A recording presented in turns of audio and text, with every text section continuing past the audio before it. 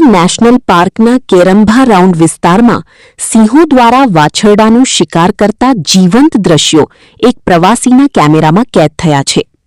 આ video social મીડિયામાં viral થતાં લોકોમાં ચર્ચાનો વિષય બન્યો છે. વન વિભાગ પાસેથી મળતી માહિતી મુજબ માલધારીનું વિખૂટું પડેલું વાછરડું સિંહોના શિકારનું ભોગ બન્યું હતું. આ બનાવે નેશનલ પાર્ક વિસ્તારમાં પશુ કેવી રીતે પહોંચ્યું તેવા સવાલો ઊભા કર્યા. પરંતુ માલધારીઓના વસવાટ અને પશુપાલન સાથે આ પ્રકારની ઘટનાઓ સામાન્ય માનવામાં આવે છે. આ દ્રશ્ય ગીરના પર્યાવરણમાં માલધારીઓની અગત્યની ભૂમિકા પણ ઉજાગર કરે છે.